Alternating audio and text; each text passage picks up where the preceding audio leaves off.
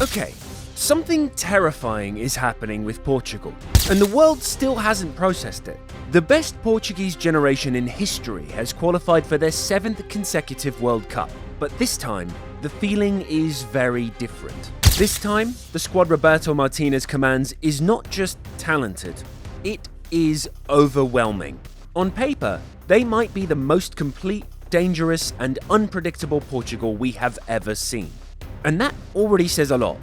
This is the squad with Diogo Costa, the new penalty king of Europe, Nuno Mendes, arguably the best left back in the world, Vitinha, the best number 6 on the planet, João Neves, a 21-year-old prodigy who only seems capable of scoring screamers, Bruno Fernandes and Bernardo Silva conducting the midfield like maestros. And then there's the attack, Francisco Conceição, Rafael Leao, João Felix, Gonçalo Ramos. But above them all, at 41 years old, stands Cristiano Ronaldo, the man who changed Portuguese football forever, the man whose arrival rewrote an entire nation's history. And now, in 2026, the universe seems to be writing a poetic final chapter, giving him the strongest Portuguese generation of all time for his last World Cup dance. This team is not normal, and you're about to find out why. Before we analyse the squad, we need to understand what Cristiano Ronaldo did for Portugal, because many people today claim this team is better without him. That is one of the most cynical lies in modern football. Cristiano Ronaldo didn't just play for Portugal, he rewrote the entire history of Portuguese football. Before him, Portugal had only reached 3 World Cups in 17 attempts. Since his debut, they've qualified for 6 out of 6. And now, CR7 is preparing for his 6th World Cup, an achievement that borders on the supernatural. Let's talk trophies. Euro 2016, Portugal's first major title, with Ronaldo leading emotionally and tactically, even turning into a coach when injured in the final. Then came the 2019 Nations League, where he delivered a hat-trick against Switzerland in the semi-finals and dominated the Netherlands in the final. But if we're talking masterpieces, his hat-trick against Spain in the opening match of Russia 2018 remains one of the greatest single-player performances ever seen at a World Cup. That night, Ronaldo dragged Portugal back from the dead 3 times against the best Spain in years. The numbers are monstrous. 226 international appearances, 143 goals, 37 assists. That's a goal contribution every 100 minutes at the international level. Output that most strikers would dream of delivering in their prime. And since the 2022 World Cup, he's completely rediscovered his rhythm. 25 goals in 30 matches for Portugal. Portugal have won 3 international titles, reached 2 continental finals, finished 3rd in Germany 2006, and returned to being a feared powerhouse in world football. None of this exists without Cristiano Ronaldo. He is not just a player, he's a collective dream. The hope of seeing the greatest finish his story on top. And what makes this terrifying is that now, for the first time, he's surrounded by the strongest, most talented, and most complete Portugal squad in history. Since Roberto Martinez took charge in January 2023, Portugal have become a machine. The numbers don't lie. 36 matches coached, 25 wins, 6 draws, only 5 defeats. A win percentage of 69.4%. The best in Portugal's history, surpassing Fernando Santos and Paulo Bento. But here's what should terrify the world. Portugal have beaten every single UEFA nation that qualified for the 2026 World Cup. Croatia, dominated. Poland, destroyed. Denmark, no problem. Germany, beaten. Spain, the current European champions and biggest World Cup favourites, they couldn't beat Portugal. Even France, a team that knocked them out of Euro 2024, need penalties to survive. Under Martinez, Portugal scored 96 goals in 36 matches, an average of 2.66 per game, the highest scoring rate of any Portugal manager in history. And in qualifiers, Martinez has an absurd streak. 43 qualification matches without defeat between Portugal and Belgium, with only 1 loss interrupting a previously perfect run of 42 unbeaten qualifiers. This isn't just a good team. This is a tactically complete, offensively devastating, defensively solid powerhouse. Portugal demolished Armenia 9-1 to seal World Cup qualification. They beat Spain in the Nations League final. They're playing with an authority, a high press, and a consistency that no Portuguese manager has ever produced before. And the squad? Position by position, it's frightening. Let's start where championships are built, the defence. Diogo Costa enters as Portugal's number one, the man who turned penalty shootouts into his personal playground. His calmness breaks opponents before they even shoot. In high-pressure moments, there's no one you'd rather have between the posts. And then we have Nuno Mendes. At just 22, he's already arguably the best left-back on the planet. Defensively, his numbers are outstanding. 1.61 successful tackles and 1.07 interceptions per 90 minutes. But stats only tell part of the story. What separates Mendes is his anticipation. He knows precisely when to step up, when to drop back. In one-on-one duels, he's a wall, as he proved when he shut down Lamine Yamal in the Nations League final, repeatedly throughout the Champions League. But offensively, that's where Mendes becomes lethal. He loves stepping inside the half spaces, and his velvet first touch allows him to link beautifully with Cristiano Ronaldo. The chemistry between them is elite because Ronaldo masters finding gaps between defenders, and Mendes masters reading those gaps. Against Croatia, Mendes delivered a pinpoint cross between two centre-backs for Ronaldo to finish with ease. Against Scotland, another brilliant assist. Against Spain, even with all their tactical discipline, they couldn't stop this partnership. Mendes toyed with Yamal on the left wing, burned him with ease, and set up Ronaldo's goal. When Mendes attacks the inside left channel near the box, he's devastating, as Spain learned when he dribbled past his man, created separation, and smashed a powerful finish into the bottom corner. In the centre, Ruben Dias leads the backline with the authority of a general. Ultra-technical, elite ball distribution, exceptional pressing, and defensive positioning sharpened under Pep Guardiola. Next to him, options like Gonçalo Inácio, Antonio Silva, and Renato Veiga form rock-solid partnerships. And on the right flank, João Cancelo transforms whenever he wears the Portugal shirt, suddenly resembling the world-class version from his best days. Portugal's defensive structure isn't just good, it's terrifyingly complete. But the real power of this Portugal team? The midfield.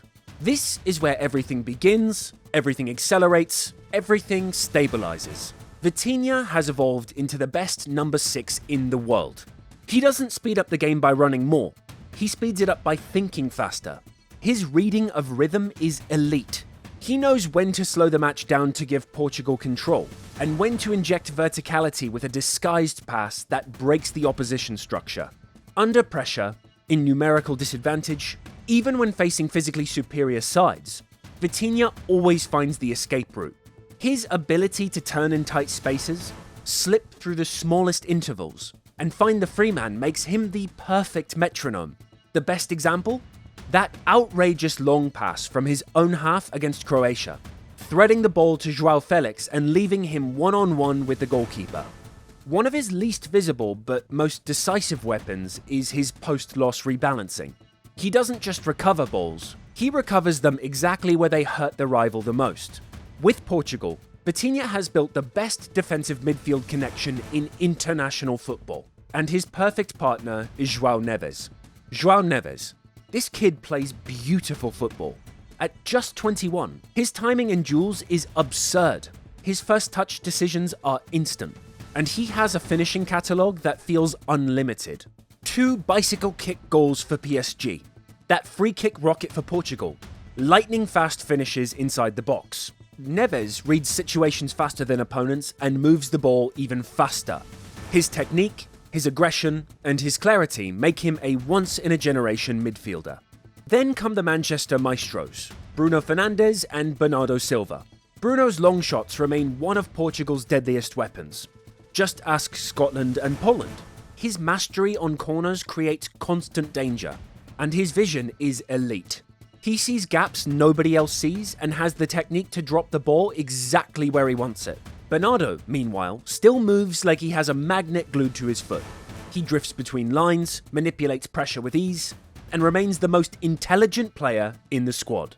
The depth is frightening. Palhinha, in the best form of his life, brings raw power and elite defensive timing. Ruben Neves offers control, long passing, and stability. With this midfield unit, Portugal are not just strong. They're structurally overwhelming, tactically versatile, and technically superior. And now we reach the part that could genuinely deliver Portugal the World Cup: the offensive unit. When the greatest goalscorer in football history is in your front line, every attack carries danger. Every move becomes a threat. Every ball into the box feels like a moment that could change the match. On the wings, Portugal have frightening variety. Pedro Neto, one of the best wingers in the Premier League, always creates danger. He either scores or assists. His combination play is outstanding. Rafael Leao brings the most lethal open field running in world football. Verticality, unstoppable pace. No defender on the planet wants to face him in transition. Francisco Conceição adds a brutal long-range shot and relentless pressing. Even Trincao, who has improved massively recently, adds spark and unpredictability. For wingers like Neto and Leao, serving Ronaldo is a guaranteed weapon. Every cross, every cutback, every through ball finds a striker who lives for the big moment. João Felix can operate in any attacking or creative role, offering tactical flexibility and moments of pure magic off the bench. Gonçalo Ramos provides a reliable alternative, a hard-working number 9 with smart off-ball movement and clean finishing. And then there's Cristiano Ronaldo himself. At 41 years old, he's preparing for his final dance. And anyone who thinks he's less dangerous is wrong. Even without the physical explosiveness of his younger years, his killer instinct remains untouched. Overhead kicks, goals inside the box, rebounds, long-range rockets, tight-angle finishes, penalties. He scores every type of goal imaginable. His winning DNA, his obsession with competing, and his presence alone elevate Portugal. Behind him, the entire attacking structure knows that serving Ronaldo means creating danger. And with this supporting cast, Portugal's offense is unstoppable. So what does this all mean for 2026? Portugal arrive at the World Cup with a squad built to compete, built to dominate, built to chase glory. They have the new penalty king of Europe in goal, the best left back in the world, the best number 6 on the planet, a 21-year-old midfield prodigy, 2 Premier League maestros, and an attack that can destroy any defense. But there's something almost strange, something almost mystical hovering over this squad. Portugal always shine brightest in years ending in 6. Bronze in 2006, European champions in 2016. And now, what will 2026 become? This team knows how to win. They know how to suffer. They know how to crush rivals. They scored 9 goals in a single qualifying match.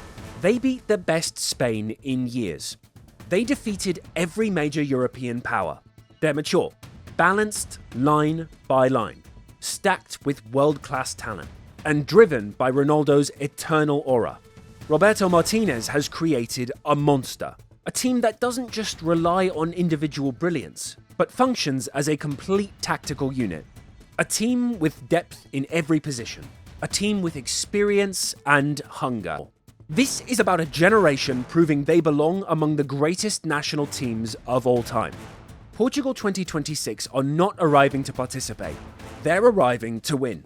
They have the goalkeeper who saves penalties like it's a superpower, the defender who shuts down the best wingers on earth, a midfielder who controls games like a chessmaker, the prodigy who scores worldies for fun, and the legend who never stops believing. There's poetry in this moment. The greatest Portuguese player of all time, surrounded by the greatest Portuguese squad of all time, in his final World Cup in a year ending in 6. If you believe in destiny, if you believe in fate, if you believe in football magic, then you cannot count out Portugal. The 2026 Portugal national team is terrifying.